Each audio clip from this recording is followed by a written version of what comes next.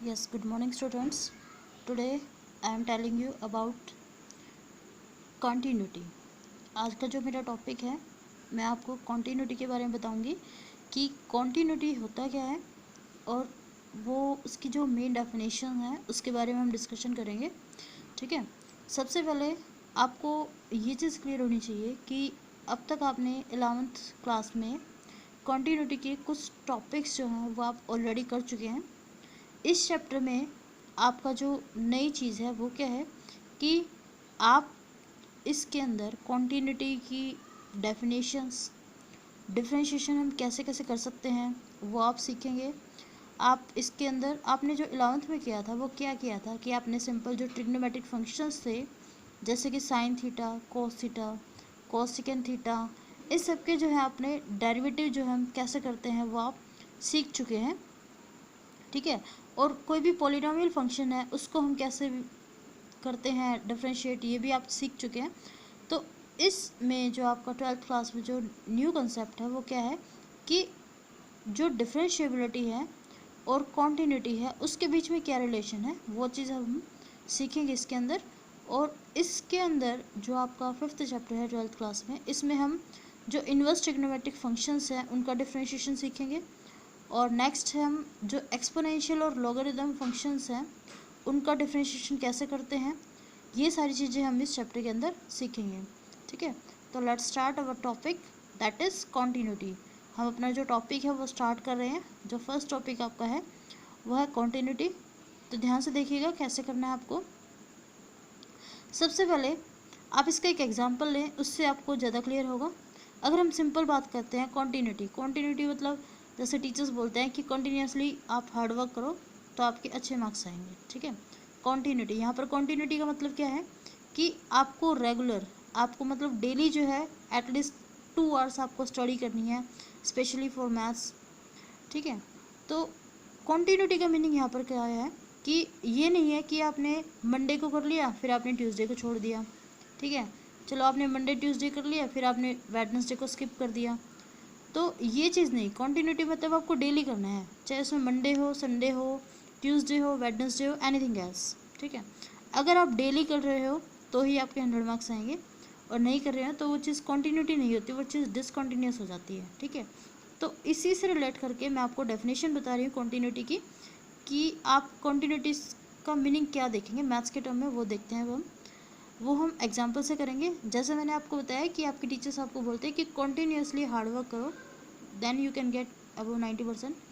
So listen here, आपका example देखिए, इसमें क्या लिया है, f x is equals to 1 if x is less than equals to 0 and 2 if x is greater than 0।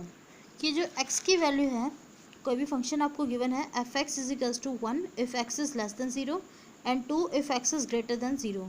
कि F x की जो वैल्यू है, जो फंक्शन आपको गिवन है, इसकी वैल्यू 1 कब है, जब हमारा x 0 से स्मॉल है या फिर 0 के इक्वल है, और 2 कब है, जब इसकी वैल्यू 0 से बड़ी है। ठीक है, अगर इसकी हम ग्राफिकली बात करते हैं तो यहाँ पर इसका ग्राफ ड्रॉ किया हुआ है। अब देखिए ग्राफ में आपको कैसे समझना है। ग्राफ का देखिए यहाँ पर, जैसे कि 1 देखते हैं कहाँ पर वैल्यू है, x अगर 0 से छोटा है, ठीक है, और इक्वल्स टू 1 है, इस साइन को ध्यान से पढ़ना सीखिए। ये आप स्मॉल, जो आप फर्स्ट सेकंड थर्ड है इसमें भी आपने किया है। और याद रखने का तरीका क्या है, जो बड़ा होता है घर में वो हंसता है, छोटे बेचारे दुबक के बैठे रहते हैं। ठीक है, तो आप ऐसे भी याद रखे सकते हैं, जिसकी साइड ओपन होता है ये वो बड़ा होता है, और जिसकी साइड क्लोज होता है वो स्मॉल होता है। तो एक्स आपका स्मॉल है 0 से और इक्वल है 0 के। तो अब देखिए कि अगर आपका x 0 से स्मॉल है तो उसकी वैल्यू कितनी है 1, तो लेफ्ट में जाएगा। आपको पता है कि नंबर लाइन पर क्या होता है 0, -1, -2, -3 अप टू सोन, और राइट में क्या होता है 1, 2, 3, 4 अप टू सोन। अगर 0 से लेस है, लेस मतलब लेफ्ट में चलना है आपको। ठीक है, तो उसकी वैल्यू कितनी है 1, ये आप ग्राफ में शो कर रखा है। और यहाँ देखिए ये जो डॉट है इसको इसने फिल किया हुआ है। फिल करने का मतलब क्या है, यहाँ पर आपको इक्वल का साइन दे रखा है, मतलब x की वैल्यू अगर 0 है तो वैल्यू उसकी कितनी है 1 है। ठीक है, ये फील्ड है, इसका मतलब आपको ये जो पॉइंट है वो भी आपको लेना है, और उस पर इसकी वैल्यू कितनी है 1 है। ये हुई ऊपर वाली टर्म की बात। ठीक है, अब आते हैं नीचे वाले टर्म पर, जब उसने क्या दे रखा है कि एफ एक्स की वैल्यू 2 है अगर एक्स आपका ग्रेटर देन 0 है। एफ एक्स की वैल्यू 2 है अगर आपका एक्स ग्रेटर देन 0 है, मतलब 0 से बड़ी कोई भी वैल्यू लेंगे आप, 3 लें, 4 लें, एनीथिंग आप कोई भी वैल्यू ले सकते हैं। तो उसके लिए जो फंक्शन की वैल्यू है वो कितनी गिवन है आपको, 2 गिवन है। ठीक है, तो अब आप इसका देखेंगे, अगर आप x की वैल्यू -2 ले रहे हैं तो वैल्यू फंक्शन की कितनी आई है, एफ एक्स की वैल्यू कितनी आ जाएगी, 1 आ जाएगी। अगर आपने -3 ली है तो भी 1 आ रही है। अगर आप इसकी -6 लेते हैं, -100 लेते हैं, कोई भी आप वैल्यू लेते हैं नेगेटिव में, तो उसकी वैल्यू कितनी है आपके पास, 1। ऐसे अगर मैं x की वैल्यू 0 से कोई भी बड़ी वैल्यू लेती हूँ, सपोज मैंने 2 ले लिया, तो हमारे पास जो फंक्शन की वैल्यू है वो कितनी आएगी, 2 आएगी। अगर मैं 4 लूँगी तो भी हमारे पास 2 आएगी, 5 लूँगी तो भी 2 आएगी। ठीक है, तो अगर इसका हमने ग्राफ ड्रॉ किया तो आपके पास ये लाइन आ गई, ये तो आई लेफ़्ट के लिए जो हमारा ऊपर वाला पार्ट था, और जो ऊपर आई है वो हमारी राइट के लिए आई, राइट साइड के लिए। ये 2 पॉइंट्स इसने डिनोट कर दिए। अब देखिए, अगर मुझे ग्राफ ड्रॉ करना है, ठीक है, नोटबुक पर मुझे ग्राफ ड्रॉ करना है, तो देखिए मैं कैसे करती हूँ। ग्राफ ड्रॉ करना है तो मैं कैसे करूँगी, मैं एक लाइन लगाऊंगी, यहाँ पर सपोज आपका है 0 1 पॉइंट है, और यहाँ पर आपका था, ये आपका अंदर से ओपन था, मतलब ये पॉइंट नहीं लेना है, ये आपका क्या था 0 2, ये था हमारे एक्स से स्मॉल वैल्यूज़ के लिए, और ये था एक्स से 0 से बड़ी वैल्यूज़ के लिए। अब देखिए, जब मैंने ग्राफ बनाया है, मेरे को क्या बनाना है, एक तो मुझे ये लाइन बनानी है और दूसरी मुझे ये वाली लाइन बनानी है। अब क्या ऐसा पॉसिबल है कि मैं बगैर पेन उठाए इसको मैं ड्रॉ कर पाऊँ, ये लाइन और ये लाइन। ठीक है, आप बना के देखिए, आप बगैर पेन उठाए इसको नहीं बना पाएंगे। एक ये लाइन, अब मुझे यहाँ जाना है तो मुझे पेन तो उठाना ही पड़ेगा, ऐसे मैं बना नहीं पाऊँगी। ठीक है, तो जिस ग्राफ को प्लॉट करने के लिए आपको अपना पेन उठाना पड़ जाए, ठीक है, जिस भी ग्राफ को बनाने के लिए, प्लॉट करने के लिए आपको उस पेन को उठाना पड़ जाए, उसकी जो पॉइंट है वो एक बार आपको ऊपर करनी पड़े और फिर आपको लिखना पड़े, तो ऐसे जो ग्राफ होते हैं वो क्या होते हैं, डिसकंटिन्यूअस होते हैं।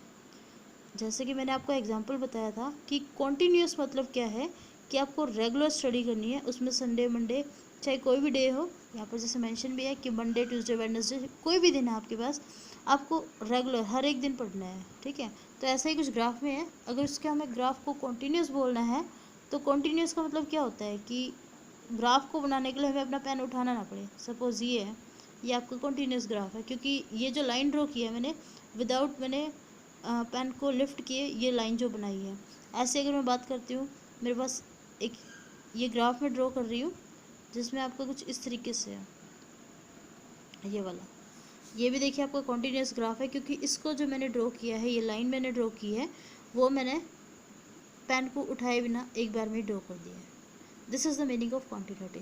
ये जो है आपका कॉन्टीन्यूटी का मीनिंग है कि वो ग्राफ जो हम बगैर पेन को उठाए हम बना सकते हैं, उसको हम बोलते हैं कॉन्टीन्यूअस ग्राफ बोलते हैं। और ये आपका क्या है, डिसकंटिन्यूअस। ये तो हुआ आपका ग्राफिकली। अब आता है कि अगर हम डेफिनेशन की बात करेंगे तो हम कैसे बोलेंगे कि कोई भी फंक्शन जो है कॉन्टीन्यूअस कब होगा और डिसकंटिन्यूअस कब होगा। So listen it. इसकी डेफिनेशन पर चलने से पहले मैं आपको एक और एग्जांपल लेके बता देती हूँ। जैसे कि है ये आपका f x is equal to 1 if x is not equal to 0 and 2 if x is equal to 0। मुझे लग रहा है कि आपको पॉइंट्स नहीं समझ आ रहे कि कैसे करना है, तो मैं इसका जो डिफरेंट पॉइंट्स जो है वो आपको मैं लेके फिर मैं आपको ग्राफ बना के दिखा देती हूँ। ठीक है, तो ध्यान से सुनिएगा। अब आइए इस एग्जांपल पर, मैंने नोटबुक में नोट कर लिया एग्जांपल कि क्या आपको गिवन है। सबसे पहले देखिए, आप इसमें डिफरेंट पॉइंट्स लीजिए। सपोज़ मैंने 3 या 4 पॉइंट्स ले लेती हूँ मैं आपको, ताकि आपको क्लियर हो जाए। ये आपने 9th 10th में भी सीखा हुआ है कि ग्राफ कैसे बनाते हैं हम, एक्स और एफ ऑफ एक्स। ठीक है, आपको मान लो कि एक्स की वैल्यू आपको पुट करनी है एक बार 0। ठीक है, अगर एक्स की वैल्यू 0 है तो वैल्यू कितनी है, 2 है। ठीक है, नेक्स्ट एक्स की वैल्यू अगर मैं 1 लेती हूँ तो वैल्यू कितनी आ गई, 1, क्योंकि उसने क्या बोला है कि अगर एक्स की वैल्यू 0 है तो वैल्यू 2 है, अदरवाइज उसकी वैल्यू कितनी है, 1 है। सपोज़ मैंने 2 डाली तो भी 1, 3 डाली तो भी 1, ऐसे आप कोई भी वैल्यू डालेंगे, मान लो आपने 100 डाल दी तो भी इसकी वैल्यू कितनी आएगी, 1 आएगी। अब इसका अगर मैं ग्राफ बनाऊंगी, ठीक है, तो ग्राफ देखिए कैसे बनेगा इसका। x की वैल्यू 0 पर इसकी वैल्यू कितनी है, 2। सपोज ये आपका 1 है, ये आपका 2 है। अगर x की वैल्यू मैंने 0 ली है तो वैल्यू हमारे पास कितनी है, 2 है। ये वाला पॉइंट आ गया आपका। अदरवाइज़ क्या वैल्यू है उसकी, 1 वैल्यू है। चाहे कोई भी वो लियो आपने, इसको छोड़ के 0 वाले को इसको छोड़ दो आप, बाकी में इसका क्या है, इसकी वैल्यू हमेशा 1 आएगी। आप कोई भी पॉइंट ले सकते हैं, चाहे इसकी आप नेगेटिव वैल्यू ले, अगर आप नेगेटिव लेना चाह रहे हैं, मान लो आपने -1 ले ली तो भी इसकी वैल्यू कितनी आएगी, 1, क्योंकि उससे बोला कि अगर x की वैल्यू नॉट इक्वल टू 0 है तो भी वैल्यू कितनी है इसकी, 1 है। ठीक है, तो अब इसका हमने ग्राफ बनाया, तो इस पॉइंट को छोड़ के ये जो था 0 वाला, बाकी सब पे उसकी वैल्यू सेम आ रही है। अब मान लो मुझे इसको ड्रॉ करना है ग्राफ को, तो जो मैं इसको ड्रॉ करूँगी ये लाइन, फिर मुझे छोड़ना पड़ेगा, फिर मुझे नेक्स्ट पे जाना पड़ेगा। अब आप देख रहे हैं कि ये जो पॉइंट है फिर से आपको छोड़ना पड़ा है, तो मतलब क्या है, इसका जो ग्राफ है वो आपका डिसकंटिन्यूस है। अब देखिए कैसे बना, देखिए आपका कैसे बुक में ड्रॉ किया हुआ है। ये आपका x' y' प्लेन 0, ये देखिए 1 वैल्यू को छोड़ के बाकी दोनों साइड एक्सटेंड हो गया है। और जब x की वैल्यू 0 है तो वैल्यू कितनी है, 2 है आपकी। अब जब भी आप इसका ग्राफ ड्रॉ करने की कोशिश करेंगे तो आपको क्या करना पड़ेगा, ये लाइन आपने स्ट्रेट ड्रॉ की, फिर आपको स्किप करना पड़ेगा, फिर आपको नेक्स्ट पे जाना पड़ेगा। तो मीन्स क्या है कि ये जो है आपका डिसकंटिन्यूअस है। ठीक है, आई थिंक अब आपको जो डिसकंटिन्यूटी का मीनिंग है वो आपको क्लियर हो चुका होगा। अब आते हैं हम अपने डेफिनेशन पर। ठीक है, अदरवाइज कॉन्टिन्यूटी का मीनिंग आपको बता दिया कि वो ग्राफ जो आप बगैर पेन को उठाए बना सकते हैं वो आपका क्या होता है, कॉन्टिन्यूस फंक्शंस होते हैं। अदरवाइज आपके कौन से होते हैं, डिसकंटिन्यूस फंक्शन होते हैं। अब आते हैं कि डेफिनेशन क्या है इसकी। आपको मीनिंग क्लियर हो चुका है और आपको ये भी पता लग चुका है कि आप इस चैप्टर में क्या क्या सीखेंगे। अब आते हैं डेफिनेशन पर। डेफिनेशन देखिए क्या आपकी, आपके पास देखिए डेफिनेशन फर्स्ट है, suppose F is a real function. F आपके पास कोई भी रियल फंक्शन है own A subset of the real number, आपका कौन से सबसेट्स के ऊपर, रियल नंबर के ऊपर, and C be a point in the domain of F, कि सी आपके पास कोई भी एक पॉइंट है in the domain of F, then F is continuous at C if, कि एफ को हम कंटिन्यूस बोलेंगे किसी सी पॉइंट पर जब हम limit extending to c f x is equals to f c होगी। ये इसकी हुई डेफिनेशन की बात। ठीक है, आई थिंक यहाँ से आपको क्लियर नहीं है तो आप यहाँ से देखिए, ये चीज़ आपको ज़्यादा क्लियर कर पाएगी। A function is continuous at x is equals to c, कोई भी फंक्शन है उसको हम कंटिन्यूस बोलेंगे सी पॉइंट पर, कब, if the function is defined at the x is equals to c, कि जो फंक्शन है वो डिफाइन होना चाहिए उस पॉइंट पर, and if value of the function at x is equals to c equals the limit of the function at x is equals to c, कि उस फंक्शन की जो वैल्यू है उस पॉइंट पर पर्टिकुलर, जो भी आपने पॉइंट लिया है एक्सटेंडिंग टू सी लिया है, वैल्यू कितनी होनी चाहिए, एफ ऑफ सी होनी चाहिए। देखिए दोबारा देखिए क्या बोला है कि कोई भी फंक्शन है उसको हम कंटिन्यूस बोलेंगे x is equals to c पर, if the function is defined at the x is equals to c. एक तो फंक्शन जो है डिफाइन होना चाहिए उस पॉइंट पर, और दूसरा क्या बोला है, if the value of the function at x is equals to c, कि उस फंक्शन की value x is equals to c पर वो इक्वल होनी चाहिए limit of the function at x is equals to c, कि जब उसके ऊपर हम लिमिट लगा देंगे उस फंक्शन पर, कौन से पॉइंट से, एक्सटेंडिंग टू सी, उस पॉइंट पर, तो उसके इक्वल होना चाहिए। If f is not continuous at c, कि अगर एफ का कॉन्टीन्यूस नहीं होगा, वी से दैट, अगर क्या होता है, मैंने आपको क्या बताया, कॉन्टीन्यूस नहीं होगा तो क्या होगा, डिसकंटीन्यूस होगा।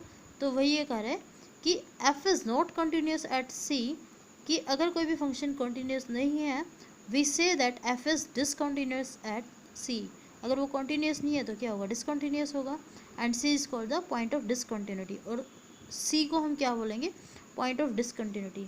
ये जो है आपका एग्जाम्पल, ये जो है एक्सरसाइज के अंदर कंसेप्ट आएगा कि find the points of discontinuity. तो आपको याद रखना है कि अगर वो एक पर्टिकुलर पॉइंट पर फंक्शन कंटिन्यूस नहीं है तो उस पॉइंट पर क्या होगा, वो डिसकंटिन्यूस फंक्शन होगा, और उसी को हम क्या बोलेंगे, उस पॉइंट को point of discontinuity of the function. ठीक है, अब देखिए आगे, अब इसी की सेकेंड डेफिनेशन देखिए क्या है, a real function f is said to be continuous if it is continuous at every point in the domain of f, कि कोई भी रियल फंक्शन है उसको आप कॉन्टीन्यूस कब बोलेंगे, कि अगर वो उसके हर एक पॉइंट पर कॉन्टीन्यूस होगा। किसके? It is continuous at every point in the domain of F, की जो एफ की डोमेन होगी उसके हर एक पॉइंट पर अगर वो कॉन्टीन्यूस है, then only we can say that the function is continuous, तो ही वो जो फंक्शन है वो कॉन्टीन्यूस होगा। अब देखिए क्या बोल रहे हैं, limit extending to a minus fx and limit extending to b plus f x do not make sense, कि अगर हम ये चीज़ लिखते हैं तो इससे कोई सेंस नहीं बनती है। As a consequence of this definition if f is defined only at one point, कि अगर हमारा जो फंक्शन है ओनली वन पॉइंट पर डिफाइन होगा, it is continuous there, that is if the domain of f is singleton set, कि जो domain होगी अगर वो सिंगलटन होगी, then only we can say that f is continuous, कि जो एफ है वो कॉन्टीन्यूस होगा। ठीक है, तो यहाँ तक आपका जो कॉन्टीन्यूटी का मीनिंग है आपको मैं समझा चुकी हूँ। ठीक है, अगर आपको कोई डाउट है then you can ask. Thank you.